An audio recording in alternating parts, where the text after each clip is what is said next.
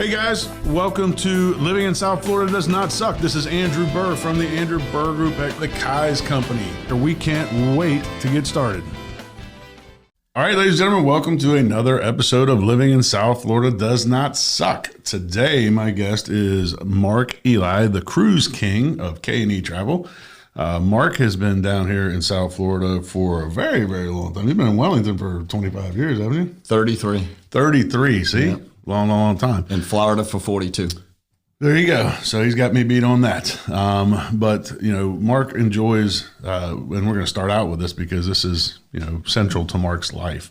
Mark enjoys one of the preeminent things that we get to do down there in South Florida pretty much every day of the year. Mm-hmm. And it's a great place to live if you do that. Mark is a golfer, and he is a member of the Wellington National Golf Club. Yep. Was the member... Was it member guest? Member champion this year? Last year. So hard for me to keep up with all that. I know. Just kind of flies by. That's it. So basically, Mark, what is it that you love about golf so much? And then we'll segue into why you love living here to play it.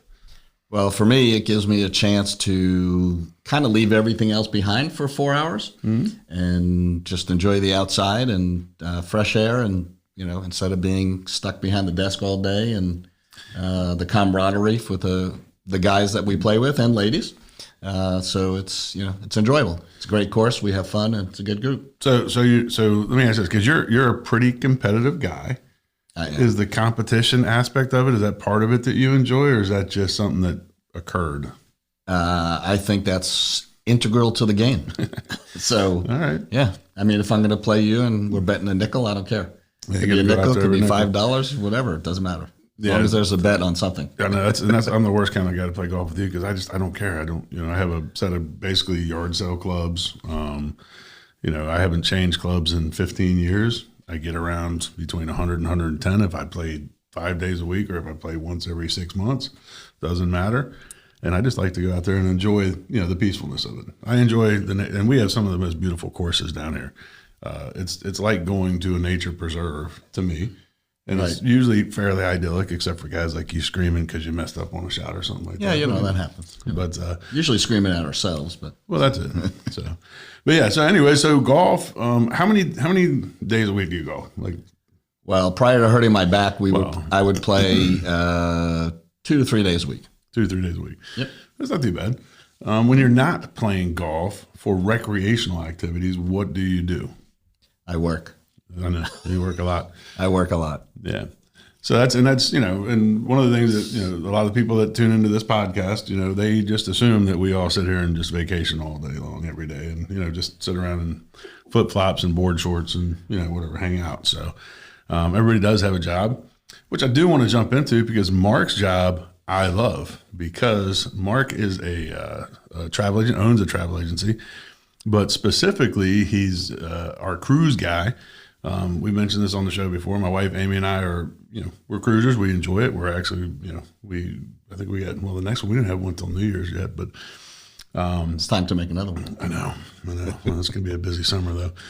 But, and we're celebrity cruise line fans. That's all we cruise now because we found a comfort zone with them. We really enjoy them. But, and Mark is with celebrity. I don't know, what is your status? I know you achieve whatever status you have to achieve usually by the end of January for the year or something like that. What's the pecking order with you and Celebrity Cruise Lines? Celebrity specifically is one of our premier cruise lines. So we are actually, over the last 18 months, in the top 35 agencies in North America. Nice. Independent agencies that, takes out some of the super big guys. Right. But the independent ones, that's where we stand. I don't know the exact pecking order in that top 35, but we're certainly higher than many. This will be a record year with them. So we've been recognized for that as well. There's a big gala coming up with the cruise line industry, of which I have been invited to sit at one of the high tables. Don't know what that means. Nice. I don't know. Hopefully they're bringing a check. So hey, listen, Mark is in one of those industries that suffered really badly during the pandemic. I mean, everything got shut down. Like, how does a travel agent do his job when there's no travel? So you persevered through that. You know, you went through a couple really, really, really tough years, and now you're back stronger than ever. It seems like everybody's just raring to go. Yeah, I mean, it definitely was a tough 2 years, as it was for many people in many industries. But we definitely held it together. We're blessed to be able to do that. Keep the office going, keeping payroll going, all that good stuff. And we have hundreds of agents across the country, so they work for us. So it's a great deal. I'm an agent. So anyway, well, it's just because I'm cheap and I want half the commission. I want to work very hard, but I want half the commission. So thank you very much. And listen, so here's the deal with Mark too. You know, we get, when you start cruising and when you travel a lot, you get stuff from everybody all the time, right? And But Mark comes up, these deals that he gets are just, simply incredible. Matter of fact, that's why we booked the New Year's cruise, because it was such a great deal. It was crazy. It was like, a couple of $2,500 for the both of us, all inclusive, aqua class suites, whatever. Yep. It's awesome. 78 people on that cruise. Just through you? Yeah. That's great. Are you going to be on it? I am not. No. Okay. We won't worry about toasting you at New Year's then. Okay. Well, you can. Well, be pointless. Well, maybe we get somebody to take a picture. We'll get somebody. Maybe I'll do an episode of this at 11:59 on New Year's Eve on a cruise ship. That'd be a real, hold up a koozie or something. Yeah, that'd be a real. Yeah, you know what? I have a bunch of K&E koozies. I need to start bringing my own damn koozies. Oh, by the way, incidentally, I meant to mention this at the very beginning. Those of you that tune in on a regular basis will notice that something is different. I am not wearing the regular workday blue. It's because I made the decision to move my business, the Andrew Burr Group Realtors, over to the Kai's company. I'll do a little thing about that later, but it was the right thing to do for business. But the most important thing to know is it's spelled Keys, Keyes, but it's Kai's. Shout it to the skies. That was a little jingle I made up to let my agents remember. Is that going to go in your new shirt? Kai's. No, I had not enough room. But yeah, Kai's, well, it's going to be the same, guys. I hate to tell you, it's going to be pretty boring. It's going to be the same shirt, same everything, same Andrew. It's just going to have a different logo on it. So it just takes time to get all that done. Especially now, man, I tell you what, every single thing is taking me forever to get done. It has taken 3 times as long for business cards, for everything else. So we're still having some of those issues, I guess. From some people, sure. I don't know who. Well, from pretty much all of my vendors for almost everything, it seems to be a little slow. The only people that are right on time is Shamazon all the time. Call now, they'll bring it to your door the next minute. That's right. I ordered shirts. They were there that afternoon. I'm like, geez, all right. The embroidery wasn't on them, but the shirts were. All right, back to living in South Florida does not suck. And back to, to travel. One of the biggest industries down here is tourism and travel. Yep. I see people all the time. So as you all pretty much know by now, I have a house in Key Largo as well as here in Palm Beach. And when I'm down in Key Largo, the biggest thing I get from people is that I saw this hotel online or whatever, and then it turns out it's nothing like what it was supposed to be. I don't even know. I think you do hotels, right? I know you don't do airfare is the only thing you really don't do. We'll do it if it's part of a package. Okay, if it's part of a package. Mm-hmm. So what is, I guess, the difference for our viewers if they're going to go to a hotel somewhere? What is the difference between just going to A, the hotel website, or B, going to one of the big booking.coms or one of these kind of things, and then going to you? What is the difference? That's blasphemy. I'm sitting right here. Well, Hey, listen, let me tell you something right now. Everybody knows Booking.com because they hijack everybody's website anyway. So if you try to find X Hotel, usually you find Booking.com first because they just take the name and they steal it.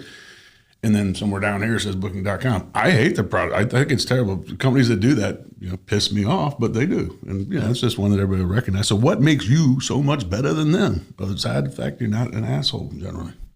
Well, thanks for that. Generally. Vote of confidence there. Well, So the main difference is this, is if, number one, they're not always the least expensive. They might be, but they're not always. Mm-hmm. But many times you go to websites, it's on the internet, it has to be true. Well, so when we deal with hotels, we deal direct with hotels a lot. But we also do with wholesalers, consolidators. So that what they do is they package things together and they get rates that are less than going direct. Mm-hmm.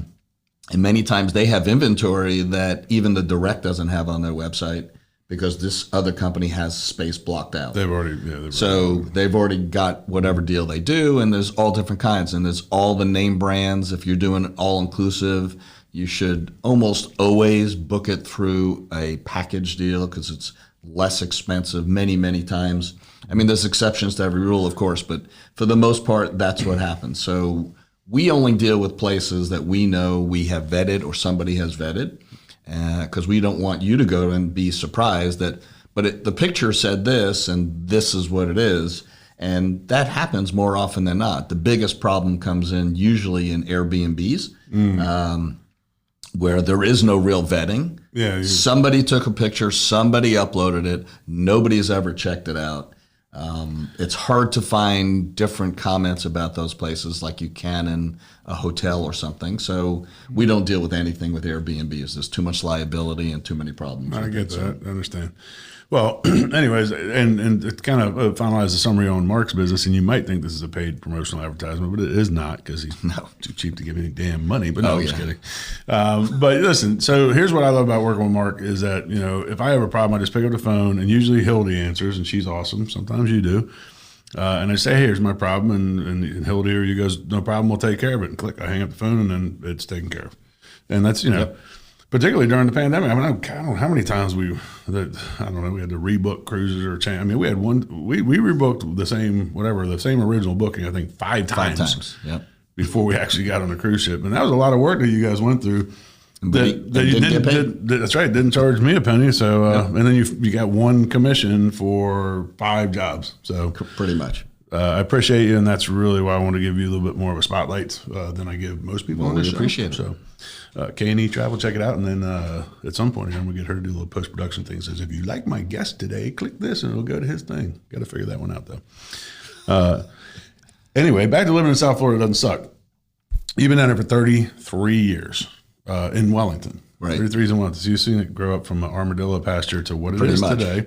I have a customer right now that, and they're coming down from New Jersey, older lady, and she said, I'm really concerned about healthcare because she goes, I'm older, I have a couple, and so I said, what? Let me I'll send you like a list of what's going to be within 5 miles of the place we're proposing to put her in Wellington. And I was blown away because I haven't looked at, we got Wellington Regional, Palms West, all that kind of stuff. Do you know how many little hospitals and stuff we have around here? We have everything from the Cleveland Clinic to Joe DiMaggio. Yep. Some great places. Yeah, awesome, amazing.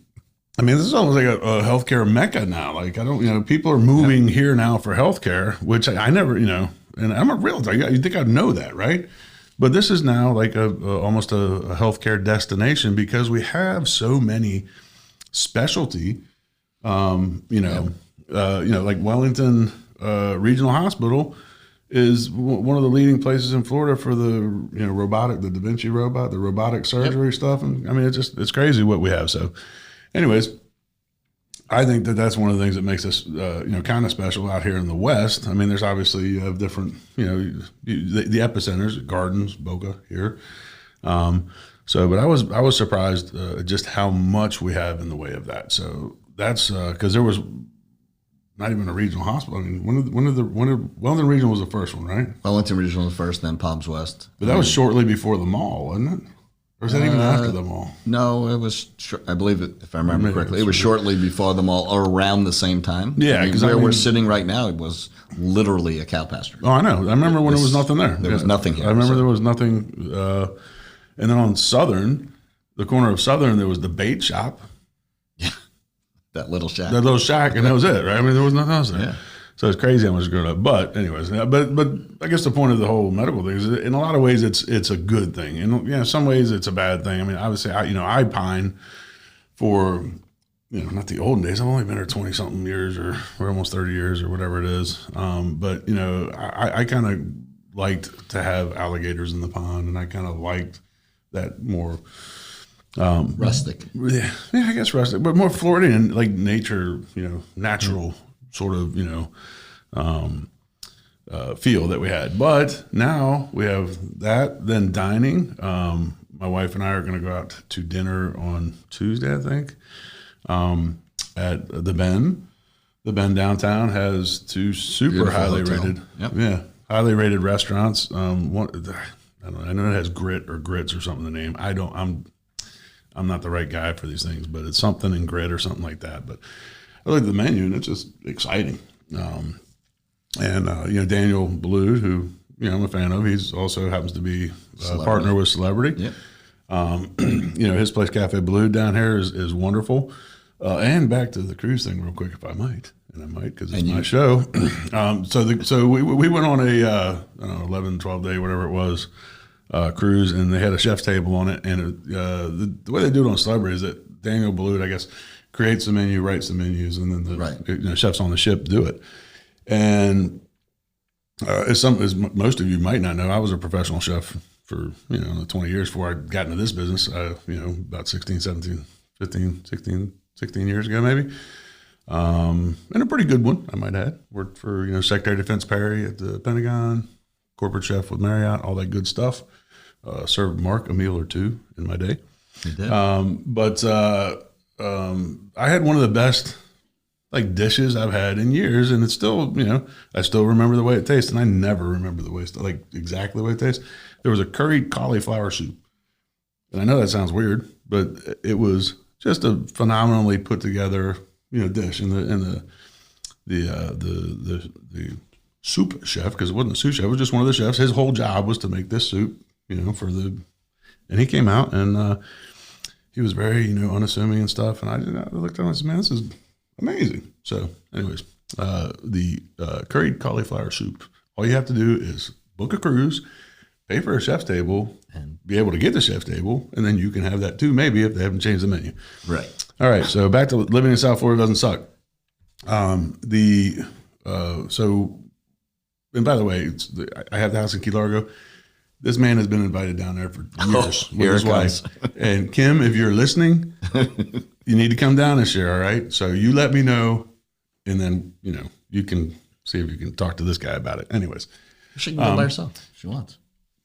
He does not have to be there. That's it. So then really that's what it comes down to is my wife digs your wife. My wife's always I want to hang out with her more. She's like, we have a lot in common, this, that, and the other. I'm like, you got to talk to Mark, man. I don't know. I think he keeps her locked in the basement or something. Yes. Basement in Florida. Yes. Indoor pool. Anyways, yeah. So that's and listen, pool. So that's another thing. I mentioned something about the ratio of pools in Florida. And I mentioned Arizona, and I know somebody in Arizona that watched this, and they said, you're crazy. We have more pools in Arizona than you in Florida. So I'm here to say you might be right. I don't think so, but you might be right. And I apologize for saying we have more pools down here in South Florida than you do in Arizona.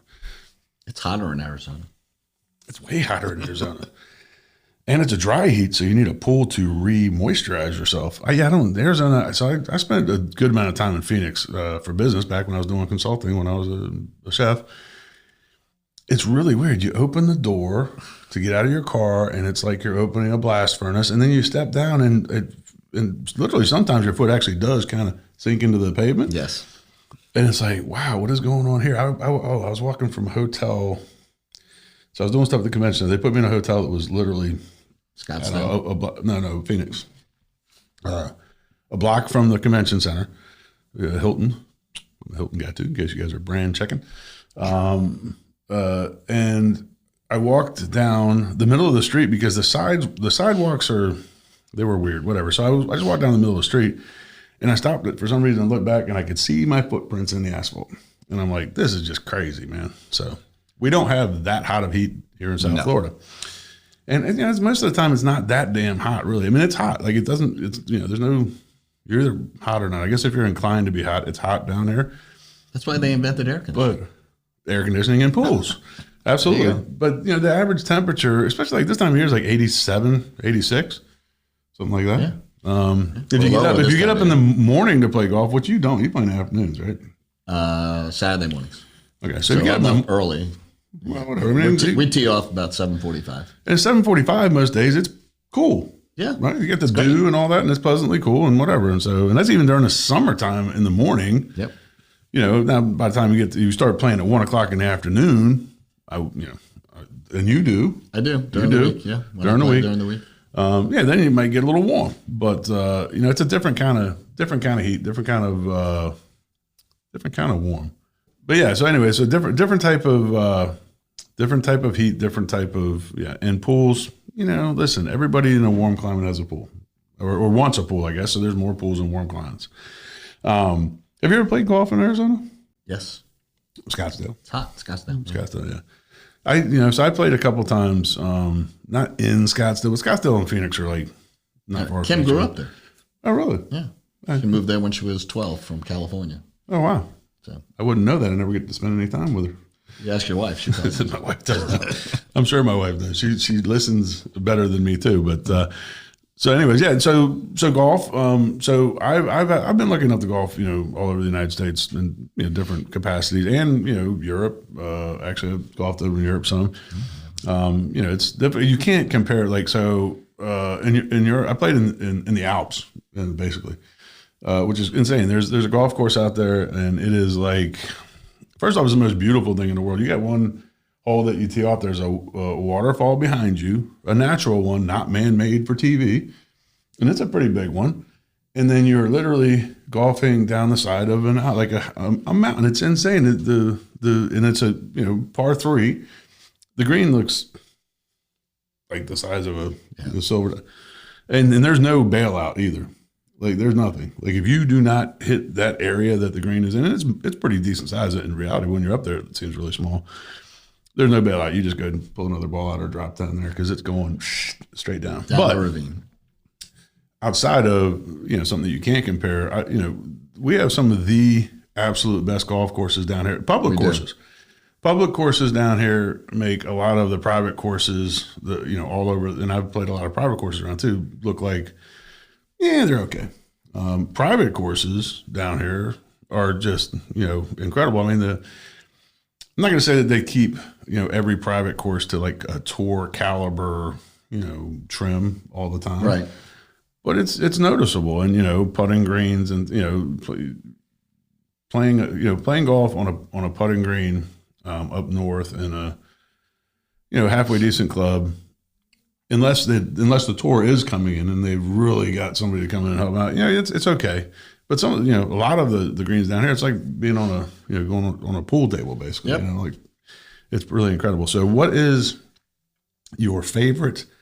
And I know you are a member of a golf club, so this might, inform your answer. But what is your favorite golf hole to play in the state of Florida? 17, probably up at where the Players Championship is, up in St. Augustine. Sawgrass? TPC, Sawgrass. Yeah, Sawgrass. Yeah, that's a lot of people's. Yeah, and the nice thing is you can play TPC Sawgrass. Anybody can go there. All you got to do is pay. That's it. That's Basically a public course. Not really, but more pretty much. Semi-private. It's semi-private. That is a beautiful hole. I played one in Kapalua in Hawaii that was amazing on the ocean. Yeah, and I played like the week after the men played and then the ladies played. So the course was still tour. It was tour caliber. It was unbelievable. There's some beautiful holes. Yeah. Back in my former career, Kiowa Key, I got called in to help coordinate a senior tour on Kiowa Key. And I got to go out there and play actually when some of the warm ups and stuff like that. But they already had the course, in that. This is insane. I mean, first off, I don't know, it's like 12 a hole. I mean, it couldn't, just because even the fairways, and you watch it on TV, it's kind of crazy. Like they go, oh, the beautiful shot, and then it rolls down. You go, yeah, that's what my shots look like when I'm. But you're playing on it don't look like that. If you hit the thing, and it always goes into the rough, and the rough's like this feet, this deep. On some of them, especially on the tour. Yeah, or it's super, super thick to the point where like it's hard to swing the club through it. And then you of course get to the greens, and you're like, I'll try and get it close. Try and get it close, yeah. So it's just a totally different speed, which is kind of cool and fun, and that's what makes golf, I guess. And like I said, I go out there just to mainly enjoy which is good for me, because if I went out there and really thought I was like some badass golfer, I'd be humiliated going out there and trying to do that. But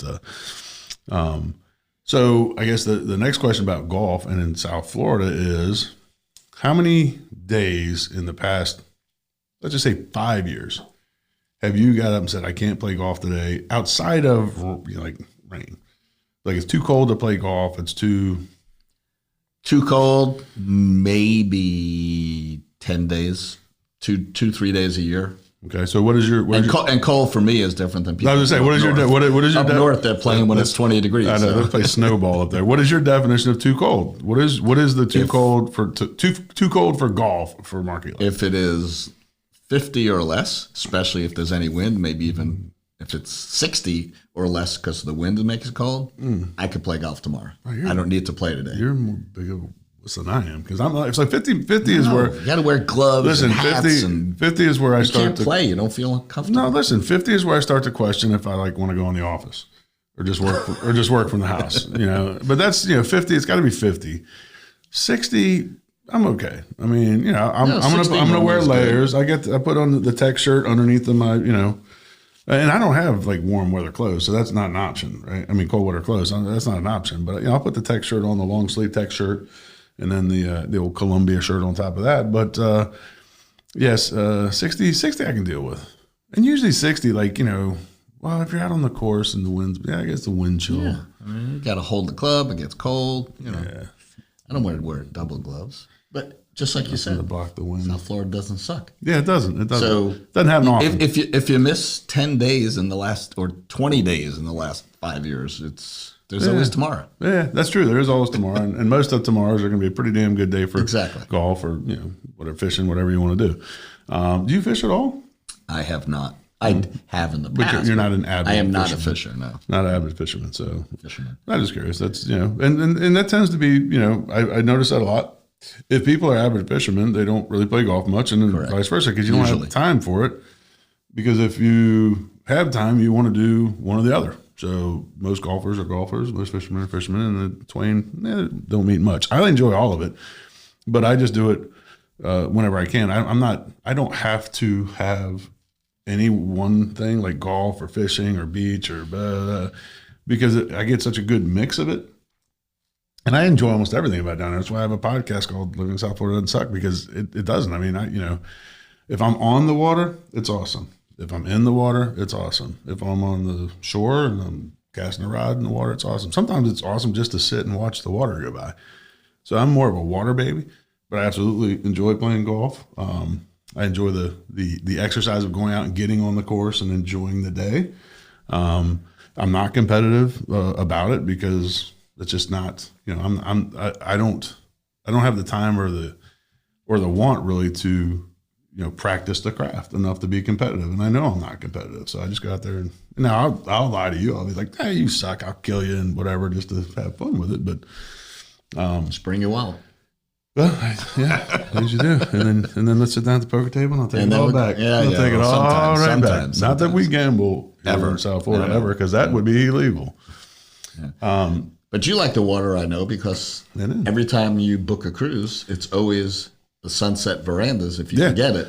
Dude. At the back of the ship, watching the water. As the ship's going that way, you're looking that way. Well, listen, we noticed that whenever we cruise, we naturally kind of migrated, at the end of the day, particularly, sunset and stuff like that, we would always be at whatever the bar at the back of the boat, and we really enjoyed this or something. We thought, why don't we get a cabin back here once and see if we like it. And it turns out it's awesome. It is awesome for us. Not only that, the ride, people talk about the ride in the back of the boat being rough. I don't think so. I mean, at least not for us. And we've had like the experiences that we don't like is the really front of the boat. I don't know why there is a difference, but I think there is, at least to us. And everybody's different. Everybody's different. And it is. Everybody's totally different about what they're good and bad on the rides and stuff like that. But I can absolutely go out there and I'll bring my book out there. And I'll sit down and I'll start to read my book and relax, and then like flying fish will jump. I'm done. And I just sit there and I'll watch the ocean. And then when you get out in the deep water, if anybody's ever cruised, I mean, just the color changes out in the deep water. Yeah, it's just mesmerizing. So yeah, I'll sit there and I'll just stand up at the rail and watch the wake and watch it's awesome. So try it sometime if you've never. Well, no, they really suck. They really suck. They're no good. Don't book Sunset Brandish, particularly on celebrity cruises that I want to get on. Yeah. Because I don't want you taking my damn cabin. Well, there's, lots of decks and lots of them. No, there's not. There's only 2, and I'm not telling you which 2 are 2 decks. So anyways, I do. And look, being on the water, to me is just, it doesn't matter if I'm on a little pontoon boat down in Key Largo or if I'm on a cruise ship. It's very relaxing to me. It's very meditative. I get, comfortable and relaxed. And I'm a busy guy. I have a stressful, job, all that kind of stuff. And, anytime that I can just truly relax is really, a boon to me. Or alternatively, going and, we get these little folding captain chairs down here. And if you put them in the water, particularly on the bay side down in Key Largo where it's nice and calm, you achieve neutral buoyancy and you just sit there and watch the world go by, watch the fish swim through your legs, let the manatees bump up against you, whatever. Can't beat it. A lot of fun. All right, so we're going to wrap it up here in just a second. Is there anything else that you'd like to tell the viewing public before we wrap it up? If you're looking for a realtor, Mr. Burr's the man. I'm his realtor. He is my realtor. So he has helped me out of some jams, and it's amazing what he and his team do. So that's for sure. And obviously, I've already sang the praises of K&E Travel. We love them. My parents love them. All my friends love them. Not all my friends, but most of them. You got a lot of friends going on December cruise. I know. I have a lot of friends. And we got actually, is there any more spots? There's 4 more cabins left? 4 more cabins. Yeah, because I had somebody else ask me about it, so we might have to try to get one more person on there. But for now, I believe that's all we can do. So we will see you kids later. Have a good day. Bye-bye. Hey, guys. Thank you for tuning in to Living in South Florida Does Not Suck. Please do subscribe with the notification bell on. If you liked today's guest, you can also get more information about them right here. Like magic, it will appear. Anyways, we love having you here. We love having your friends here. Shout it out from the rooftops. Like us on Facebook. Share it with your friends. We'll see you soon here in beautiful, sunny South Florida.